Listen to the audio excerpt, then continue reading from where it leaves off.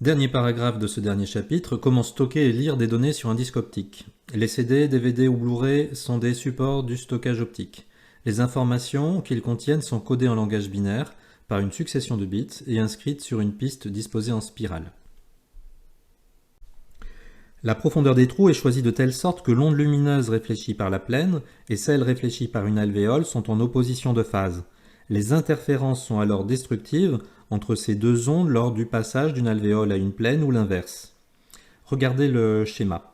Si le faisceau laser éclaire cette portion, il va être à cheval entre une plaine et une alvéole, c'est-à-dire un creux.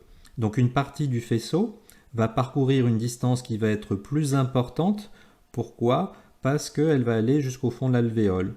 Et les deux portions du faisceau qui vont être réfléchies par le disque ne vont pas avoir parcouru la même distance et donc vont interférer de façon destructive.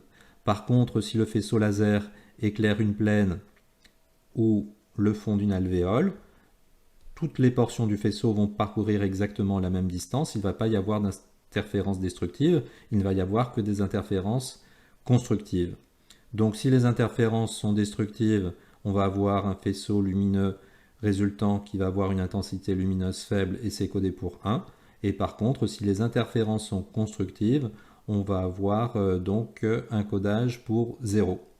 Donc interférences destructives se produisent lorsque le faisceau passe d'une plaine à une alvéole ou le contraire. Et tout le reste va être codé à 0. Une petite révision sur les interférences. Les interférences sont destructives si la différence de marge delta entre les deux faisceaux est égale à delta est égal à un demi entier de lambda, k plus 1 demi fois lambda. Pour k égale 0, cette relation devient delta égale lambda sur 2. Donc la différence de marche va être égale aussi au trajet supplémentaire qu'a parcouru une portion du faisceau laser lorsqu'il est allé au fond de l'alvéole. Et comme il a fait l'aller-retour, ça va être égal à 2 fois l'épaisseur de l'alvéole. Donc on a déduit que l'épaisseur d'une alvéole va être égale à lambda sur 4. Donc un CD est construit de telle sorte que cette distance-là, petit e, soit égale à lambda sur 4.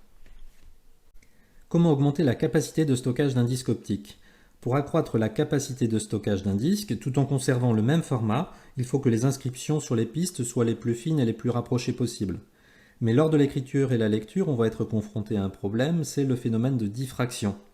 Le faisceau laser va traverser une lentille, cette lentille elle sert à faire converger le faisceau laser en un point particulier du disque optique, mais le problème c'est que l'ouverture de cette lentille va diffracter le faisceau.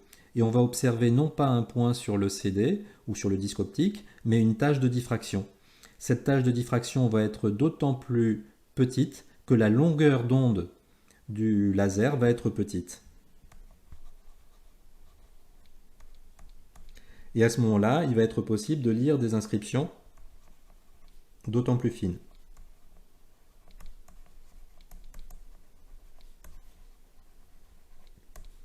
On peut le justifier, ce résultat ici. Il suffit de se rappeler la relation que l'on avait étudiée donc au premier trimestre lors de l'étude de la diffraction d'un faisceau laser par une fente. On avait cette relation-là, θ, qui était égale à lambda sur A. Θ, c'est l'ouverture angulaire du faisceau qui a traversé la fente, lambda, c'est la longueur d'onde, et petit a, c'est la largeur de la fente. Donc on voit à l'aide de cette relation-là que plus la longueur d'onde est petite, plus la tâche de diffraction va être petite, plus il va être possible de lire des inscriptions qui vont être fines, puisque le spot ici sur la surface du disque optique va être fin.